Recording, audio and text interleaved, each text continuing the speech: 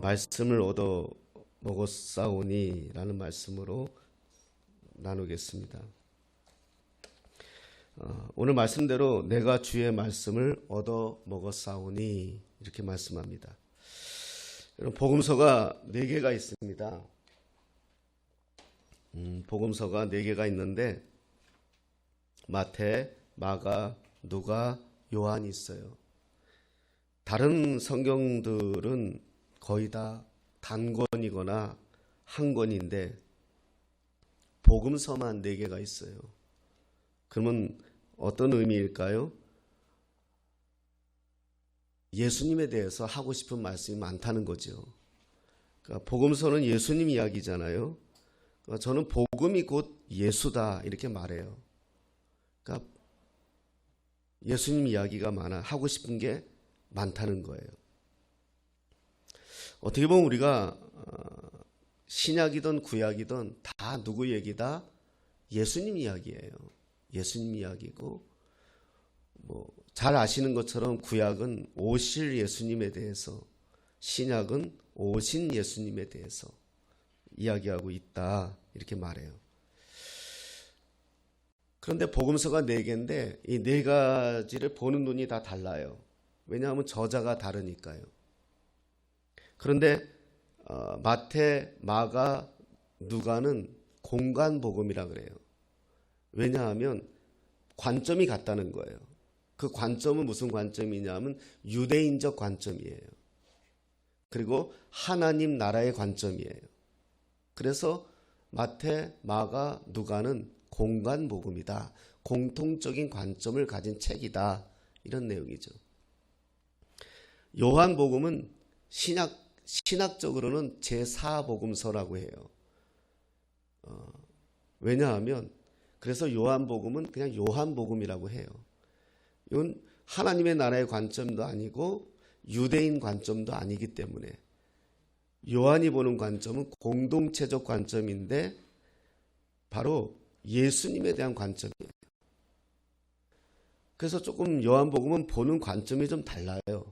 그래서 어떻게 보면 우리 이방인이었던 우리가 성경을 보기에는 요한복음이 더 보기가 좋아요. 더 쉬워요. 왜냐하면 마태, 마가, 누가는 어려운 단어들이 많이 나와요. 이 히브리적 단어들이. 자, 그런데 이것을 예언한 책이 있어요. 마태, 마가, 누가, 요한을 예언한 책이 있어요. 구약에. 바로 그 내용이 에스겔이에요. 우리 에스겔 색인하시고요. 에스겔 1장 한번 살펴보겠습니다.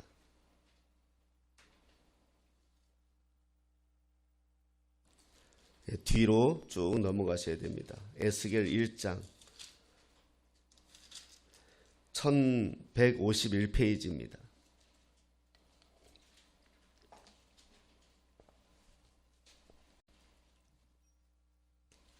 에스겔 1장 10절 말씀이에요. 1151페이지 구약성경 1장 10절 합독하시겠습니다. 그 얼굴들의 모양은 넷의 앞은 사람의 얼굴이요 넷의 오른쪽은 사자의 얼굴이요 넷의 왼쪽은 소의 얼굴이요 넷의 뒤는 독수리의 얼굴이니. 아멘. 자, 이 내용은 좀 어려워요. 그렇죠? 좀 환타지 같고. 에스겔이라는 사람이 있었어요. 에스겔이 사람이 바벨론이라는 나라에 의해서 이스라엘이 멸망을 당해요. 그래서 멸망을 당해서 이들이 다 포로로 바벨론으로 끌려가요. 그러니까 바벨론은 지금으로 말하면 이라크예요. 그러니까 이스라엘에서 이라크가 얼마나 멀어요. 끌려가요. 끌려갔는데 이 에스겔이라는 사람이 포로로 끌려가 있으면서 우리 옛날에 보니엠의 바빌론이라는 노래가 있어요. 제가 한번 들려드렸죠. 나나나나나나 바빌론 이런 노래. 우리는 어렸을 때 이 노래가 흥겨워서 춤췄어요. 디스코 쳤어요. 그런데 이 노래가 사실 되게 슬픈 노래예요. 그러니까 바빌론 그발 강가에서 조국 땅을 바라보면서 언제 우리나라가 해방될까 이런 거예요. 그러니까 우리가 식민지를 경험한 우리 민족은 이 노래가 빨리 다가오죠. 근데 이 바벨론에서 이 에스겔이 포로로 있으면서 그발 강가에서 이스라엘 땅을 바라보며 하나님 앞에 기도했어요. 하나님, 우리 도대체 언제 돌아갑니까? 언제 해방됩니까? 그렇게 기도하던 차에 어느 날 환상이 보이는 거예요. 하늘이 열리고 하나님의 환상이 보였어요. 보이면서 그 환상을 봤는데 4개의 사각의 모양을 갖고 있는데 아픈 사람의 얼굴이고 또 한쪽은 사자의 얼굴이고 한쪽은 소의 얼굴이고 한쪽은 독수리의 얼굴이 이렇게 보이는 거예요. 이게 뭔가 싶은 거죠. 이때만 해도 이 내용이 뭔지는 몰라요. 그런데 에스겔은 자기가 눈으로 본 대로 좀 쓴 거거든요. 근데 환상이 그렇게 보인 거예요. 그러면서 이 환상 속에서 에스겔에게 말씀해 주시는 거죠. 그게 에스겔 성경이거든요. 에스겔 보여주면서 돌아갈 것이다. 이런 내용들이 이제 에스겔에 나와요. 어찌됐든 자, 그런데 왜 이걸 복음서에다 연결을 시키느냐? 제가 이걸 복음서에다 연결을 시키면 이미 신학적인 내용이 제가 하는 게 아니고 이미 다 신학적으로 밝혀졌죠. 자, 누가복음에서는 이 인자라는 단어가 참 많이 나와요. 인자라는 단어가 참 많이 나오는데 그 인자는 사람을 의미해요. 사람의 아들. 그래서 누가복음은 사람을 표현해요. 그리고 마태복음은 사자를 표현해요. 사자. 우리 나니아 연대기라는 영화를 보신 분들은 이해할 거예요. 동물들 표현해서 나오는데 나니아 연대기에 보면 예수님이 사자의 모습으로 나와요. 그래서 마태복음은 사자, 그리고 마가복음은 황소의 모습으로, 황소로 그려져요.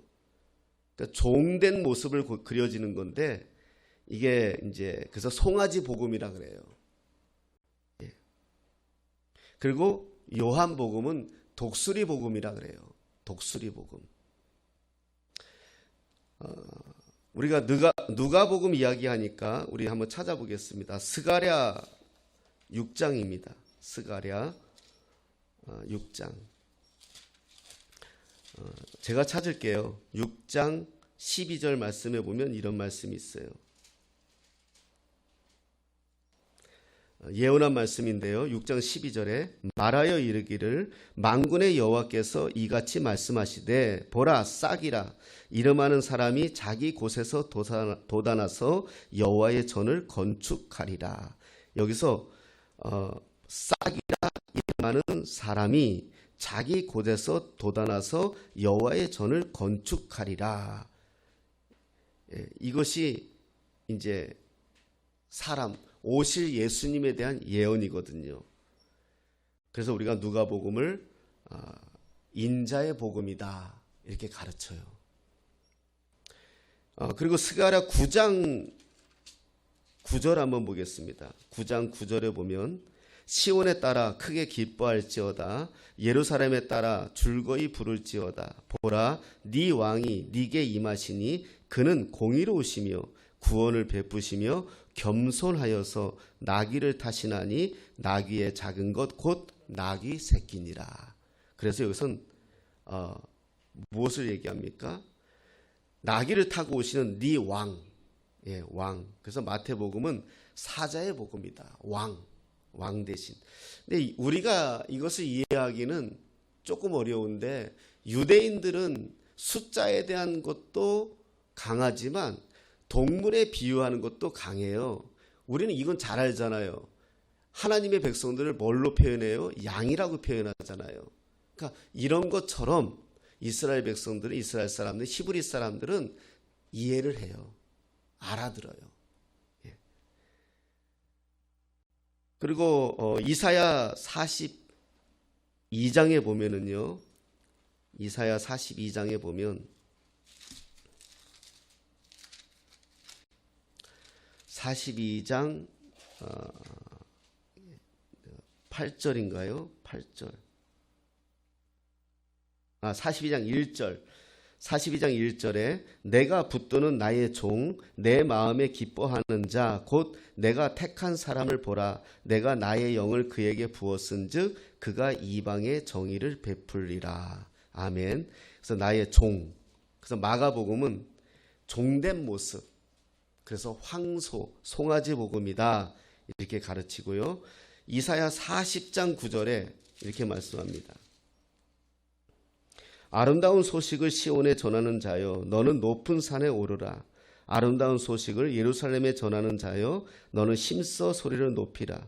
두려워하지 말고 소리를 높여 유다의 성읍들에게 이르기를 너희의 하나님을 보라 하라. 아멘. 이렇게 말씀하세요. 그래서 이게 요한복음, 독수리의 복음이다. 이렇게 말해요.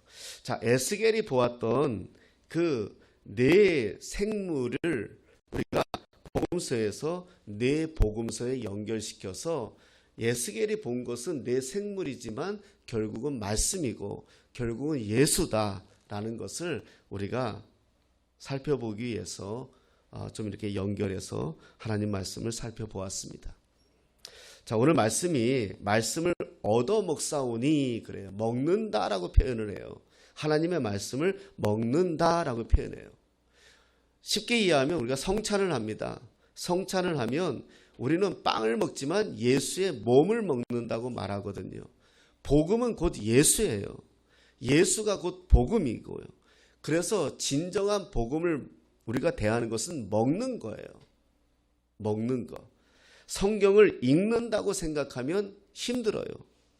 성경을 우리가 읽는다 생각하니까 졸음이 오는 거예요. 성경을 먹는다고 생각하면 쉬워져요. 오늘 선포되는 이 말씀도 내가 듣는다 생각하지 마시고 먹는다 생각하라는 거예요. 성경에서 먹는다라는 의미는 살아라, 그렇게 살아라, 한 몸이 된다 이런 의미를 가지고 있어요. 내가 하나님의 말씀을 먹는다는 것은 내가 주님과 한 몸이 된다는 거예요. 멀리서 보니까, 멀리서 들으니까 힘든 거예요. 이해가 잘 안 되는 거예요. 그냥 먹는 거예요. 말씀은 먹는 거예요. 들려지는 말씀을 내가 먹는 거고 보아지는 말씀을 내가 먹는 거예요. 살아라. 먹는다에는 살아라라는 의미가 있다고 말씀했는데 살아라는 의미는 두 가지가 있어요. 하나는 말씀대로 살아야 한다는 것이고 말씀을 먹어야 한다는 거예요. 말씀을 먹어야 내가 살아날 수 있어요. 말씀을 먹어야 내가 살아가요. 여러분 어떤 동력도 에너지가 다 있어야 돼요. 자동차도 기름을 넣어야 가고요. 초도 심지가 있어야 돼요. 사람도 음식을 먹어야 움직여요. 마찬가지로 우리는 먹어야 돼요. 그래서 예수님께서 뭐라고 말씀하셨습니까? 마태복음 4장 4절 말씀 한번 보겠습니다. 마태복음 4장 4절입니다.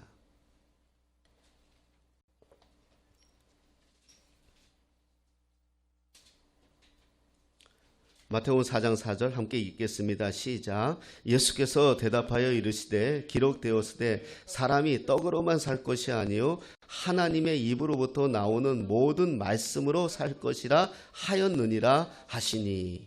아멘. 사람이 떡으로만 살 것이 아니라 하나님의 입으로 나오는 모든 말씀으로 산다. 이렇게 말씀하시는데 요한복음에서는 또 어떻게 말씀하세요? 내가 떡이다 이렇게 말씀하세요. 에고 에이미, 나는 나다. 나는 떡이다. 나는 생명의 떡이다. 나는 문이다. 나는 영광의 문이다. 이렇게 자신을 표현하세요.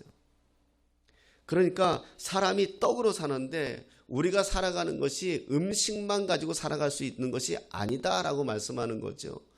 말씀을 먹어야, 예수님을 먹어야 우리가 그 능력으로 살 수 있다. 육체는 음식을 먹어야 되지만 내 영은 하나님의 말씀을 먹어야 된다. 이렇게 가르치는 거죠.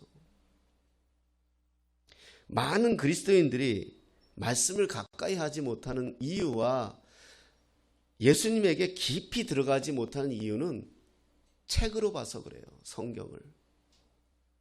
성경을 책으로 보니까 책으로 이해하고 책으로 논쟁하고 책으로 설명한단 말이에요. 그러니 성경이 그냥 책일 뿐이에요. 그냥 바이블 거룩한 책일 뿐이에요.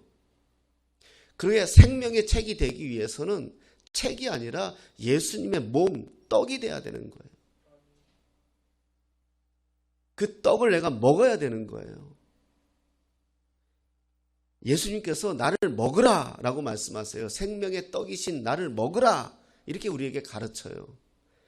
우리가 예수님과 한 몸이 되기 위해서는 생명의 떡, 예수님을 먹어야 돼요. 2000년 전에 이렇게 설교하니까 예수 믿는 사람들이 식인종이라는 소리 들었어요. 이 실제 기록에 있어요. 예수 믿는 사람들은 사람을 잡아먹는가 보다 이렇게. 왜? 성찬을 우리는 지금 매주 안 하지만 그때는 애찬이라 그래서 매주 했어요. 그러면서 뭐라 그래요? 받아 먹으라. 이건 내 몸이니 받아 먹으라. 그러니 지나간 사람이 그 소리 들으면 어떡하겠어요? 쟤네들은 사람 고기 먹는 모양이다. 실제 기록이 있어요. 그 정도로 초대교회 교인들은 말씀을 먹었어요. 능력은 말씀에 먹어야 되는 거예요. 눈으로 보는 것으로 한계가 있고 귀로 듣는 것이 한계가 있다는 거예요.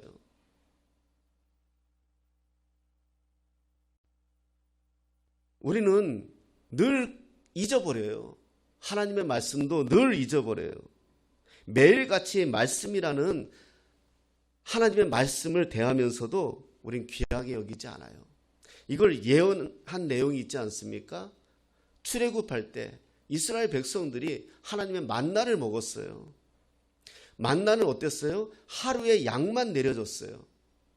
그러니 우리는 어때요? 오늘 받은 은혜, 10년 전에 받은 은혜, 그거 가지고 지금도 살고 있어요.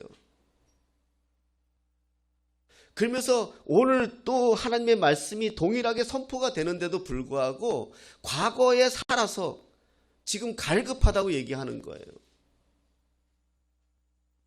그래요. 때로는 짜장면 먹을 때도 있고요. 때로는 갈비탕 먹을 때도 있어요. 그러나 동일한 음식이에요. 하나님의 말씀도 마찬가지예요. 은혜가 될 때가 있고 은혜가 되지 않을 때도 있어요. 그러나 그 가운데에서 들려지는 음식이 하나님의 말씀이 내 안에 채워지면 살아가는 거예요. 우리는 매일 만나와 같은 음식을 먹고 있으면서도 이스라엘 백성들처럼 어떻게 해요? 고기 달라 그래요. 다른 거 달라 그래요. 말씀을 먹지도 못하면서 소화도 시키지 못하면서 음식은 좋은 거 먹겠다고 하는 거예요. 아직 위장 속에 소화도 되지 않아서 꺽꺽거리면서 또 좋은 음식 먹겠다는 거예요. 그러면서 왜 내게는 하나님의 말씀이 들리지 않느냐라고 하는 거예요.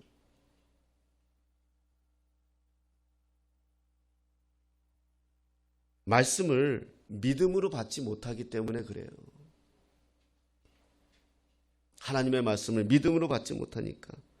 성경을 읽는 것이 습관만 되어지면 안 돼요. 오늘 한 줄 안 읽으면 왠지 안 될 것 같은 그런 습관만 가지고 있으니까 그 말씀이 정말 내 영과 혼과 골수를 쪼개기까지 하며 나를 붙들어내지 못하는 능력이 되지 못한다는 거죠. 그러면 우리가 어떻게 말씀을 가까이 할 수 있을까요?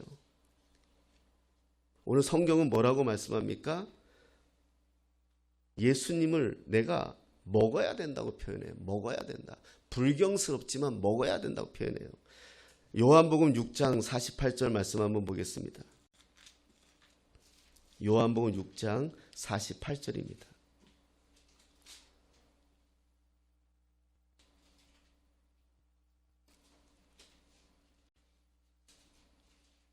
6장 48절 합독하겠습니다. 시작. 내가 곧 생명의 떡이니라.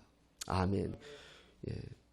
6장 58절 한번 보겠습니다. 58절입니다. 시작. 이것은 하늘에서 내려온 떡이니 조상들이 먹고도 죽은 그것과 같이 아니하여 이 떡을 먹는 자는 영원히 살리라. 아멘. 영원히 살기 위해서 떡을 먹어야 돼요. 근데 그 떡을 뭐라고 그래요? 생명의 떡이라 그래요. 그런데 그 떡이 누구예요? 예수님이에요. 예수님은 우리에게 먹으라고 표현해요. 먹으라. 히브리서 10장 말씀 한번 보겠습니다. 히브리서 10장. 여기 그대로 새기나시고요. 히브리서 10장 5절 말씀 보겠습니다. 10장 5절. 10장 5절 합독하겠습니다. 그러므로 주께서 세상에 임하실 때에 이르시되 하나님이 제사와 예물을 원하지 아니하시고 오직 나를 위하여 한 몸을 예비하셨도다. 아멘. 이 한 몸이 누구죠? 예수님이에요. 10절 말씀 보겠습니다. 10장 10절 시작. 이 뜻을 따라 예수 그리스도의 몸을 단번에 들이심으로 말미암아 우리가 거룩함을 얻었노라. 아멘. 이 몸을 단번에 드렸다. 십자가 사건이죠. 그래서 우리가 거룩함을 입었다. 이렇게 말합니다. 자, 다시 요한복음으로 돌아오겠습니다. 다시 요한복음으로 돌아오면 요한복음 6장 49절에 이렇게 말씀합니다. 너희 조상들은 광야에서 만나를 먹었어도 죽었거니와. 그래요. 하나님이 친히 내려주신 만나를 먹어도 죽는다는 거예요.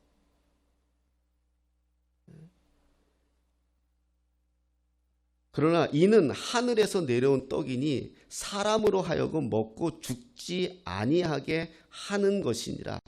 나는 하늘에서 내려온 살아있는 떡이니. 이렇게 말씀하세요. 예수님 자신을 뭐라고 말씀합니까? 나는 하늘에서 내려온 살아있는 떡이다. 이렇게 말씀해요. 떡은 먹으라고 돼 있는, 구경하라고 제사하라고 돼 있는 게 아니잖아요. 먹으라는 거예요. 이 떡을 먹으면 영생하리라. 아멘. 이렇게 말씀하세요. 하나님 말씀이에요. 예수님을 먹지 못하면 우린 다 죽어요. 성경이 그렇게 가르치는 거예요. 예수님을 먹어야만 생명의 떡이기에 우리가 영생한다. 이렇게 가르치는 거예요. 내가 줄 떡은 곧 세상의 생명을 위한 내 살이니라. 이렇게까지 말씀하세요. 자기 살이라고. 이 떡은 곧 내 살이다. 그러자 어떠합니까? 유대인들이 52절에 그러므로 유대인들이 서로 다투어 이르되 이 사람이 어찌 능히 자기 살을 우리에게 주어 먹게 하겠느냐. 답답한 소리 하니까 예수님이 다시 말씀하시죠. 오직 답답했으면 반복합니다. 내가 진실로 히브리 문법에서 어떤 문장을 단어를 2번 연속해서 말하는 건 강조하는 거예요. 너희에게 이르노니 인자의 살을 먹지 아니하고 인자의 피를 마시지 아니하면 너희 속에 생명이 없다. 내 살을 먹고 내 피를 마시는 자는 영생을 가졌고. 이렇게 말씀해요. 57절에 나를 먹는 그 사람도 나로 말미암아 살리라. 이렇게 말씀하세요. 사랑하는 여러분, 그래요. 우리가 처음에는 신앙의 초보일 때는 하나님 말씀을 봐야죠. 읽어야죠. 읽지 말라는 얘기가 아닙니다. 읽고 묵상도 하고 암송도 하고 외우기도 하고 늘 하나님의 말씀을 대하는 좋죠. 그거 들어야죠. 믿음은 들음에서 나니까요. 믿음은 들음에서 난다는 것은 듣기까지라는 거예요. 듣기까지, 믿음까지, 믿음이 생겨나기까지예요. 근데 언제까지 믿음이 생겨나는 데만 머물겠냐는 거예요. 여러분이 지금 말씀을 들으면서 듣고만 있으면 그냥 믿음은 들음이에요. 믿음만 생기는 거예요. 정말 그 말씀을 내가 먹어야 내가 영생에 이르는 단계에 간다는 거예요. 믿음은 들음에서 나요. 자꾸 들어야죠. 그 믿음이 생겨요. 그리고 보아야죠. 말씀이 뭔지 알아야죠. 그래야 예수가 누구고 하나님이 누구고 알지요. 그러나 거기서만 머물면 거기서 끝이에요. 그냥 거기서만 맴도는 거예요. 그러니까 자꾸 들어야 되는 거예요. 듣지 않으면 못 살겠는 거예요. 어디 말씀이 더 좋다 그러면 들어야 되는 거예요. 왜? 내가 갈급하니까. 왜 그럴까요? 먹지 않았으니까. 내 안에 생명의 떡이 없으니까. 갈급해서 자꾸 귀만 채우는 거예요. 자꾸 그냥 껄떡대는 거예요. 여기저기.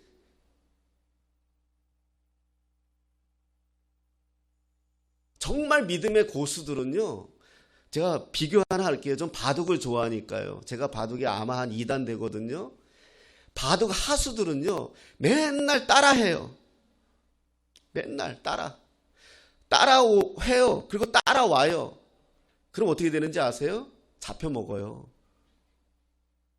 믿음의 고수들은요, 바둑의 고수들은요, 툭툭 놓는 것 같아도 마음속에 얘를 어떻게 꼬여가겠다는 거죠. 꼬시는 거예요, 지금. 그러면 거기에 그냥 막 따라와요, 정신없이. 그러다 보면 잡혀 먹는 거예요. 신앙생활도 똑같아요. 맨날 따라가는 거예요. 그냥 여기가 좋다, 말씀이 좋다, 뭐가 좋다, 맨날 따라가는 거예요. 믿음의 고수들은요, 유튜브도 안 봐요. 왜요? 내 안에 예수가 계시는데요. 때로는 듣지요. 때로는 은혜도 받아야 돼요. 때로는 저도 봐요. 그러나 흔들리질 않아요. 왜? 내 안에 예수, 생명의 떡이 있는데요. 치우치질 않는 거죠. 내 믿음이. 방콕 교회 갔는데 50년 됐대요. 50년. 성도 한 20명도 안 돼요. 50년 된 교회가. 그런데 그 교회가 26개 교회를 태국에 개척했어요. 태국에서 한국에 유학 와 있고 돈 벌러 와 있는 분들을 섬기려고 거기에 훈련받은 청년들이, 이번에 또 여자 청년, 이쁘장한 청년이 와서 인사하던데 한국 들어온다 하더라고요. 20명도 안 되는 50년 된 교회가 26개의 교회를 개척하고 한국에 오히려 선교사를 파송하고 있어요.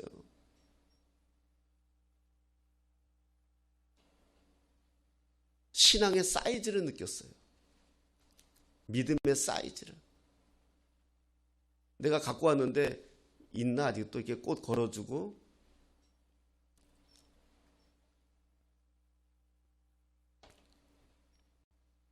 여러분, 자꾸 우리가 남 따라갈 필요 없고요. 자꾸 우리가 이렇게 막 없어요. 제가 그 생각해서 하나님 족합니다. 하루하루가 족합니다. 하루하루가 감사합니다. 내가 태국 선교하겠다고 왔지만, 그래요. 이분들이 돈은 없으니까, 그래, 우리가 돈을 좀 보태드려야죠. 십자가도 세워드리고, 이렇게 네온사인으로 만든 거, 그래도 이렇게 세워놓으니까 좋더라고요. 그래, 우리가 그건 보태줄 수 있지만, 감히 이분들한테, 그래요, 성경을 조직적으로, 신학적으로 내가 이러니 저러니 어떠니 저떠니 떠들 수는 있겠죠. 은혜는 끼칠 수 있겠죠. 그러나 내가 그들을 보면서 뭘 보았느냐? 우리들의 부모님들의 신앙을 봤어요. 우리들의 부모님들이 조직신학을 했습니까? 평신도 훈련을 받았습니까? 성경 프로그램을 했습니까? 평신도를 깨운다를 했나요? 그저 하나님밖에 몰랐어요. 개가 새끼를 낳아도 그 새끼 강아지 끌어안고 교회 와서 목사님께 안수받고, 이건 첫 새끼니까 하나님 거라고 드리고, 서로 사랑하고 한 마을의 공동체가 예수 믿는다는 하나로 섬기고, 우리 어른들이 그렇게 살았어요. 돈은 없었지만 믿음은 우리보다 나아요. 우리가 조금 안다고 별 꼴값을 다 떠는데, 정말 그분들의 믿음, 그냥 주님 바라보는 믿음. 그거는 우리가 그분들을 비교할 수 없어요. 우리가 선교하러 갔지만 그분들 앞에서 고개 숙일 수밖에 없었어요.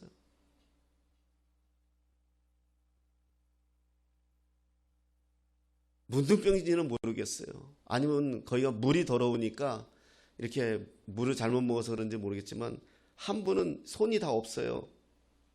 코도 다 없고 문둥병 같아요. 그냥 같이 다 몇 분이나 그런 분들도 있어요.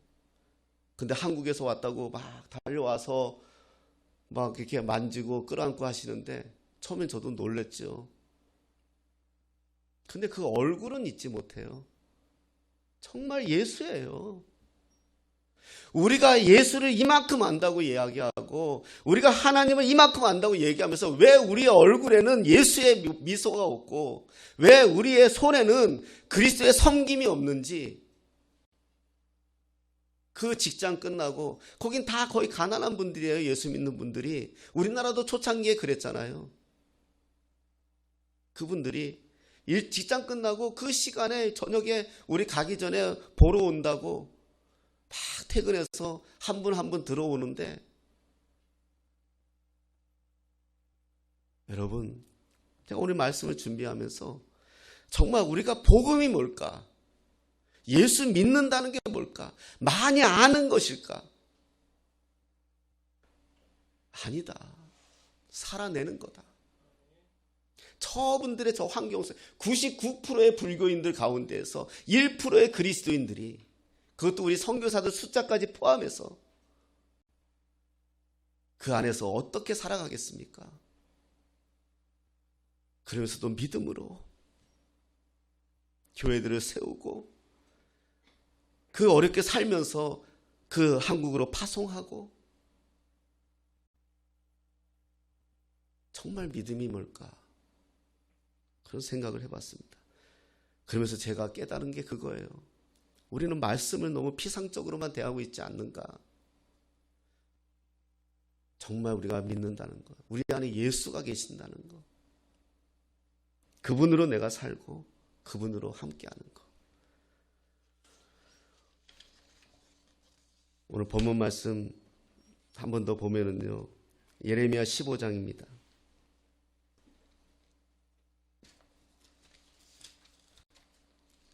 15장 16절. 만군의 하나님 여호와시여, 나는 주의 이름으로 일컬음을 받는 자라. 이렇게 말해요.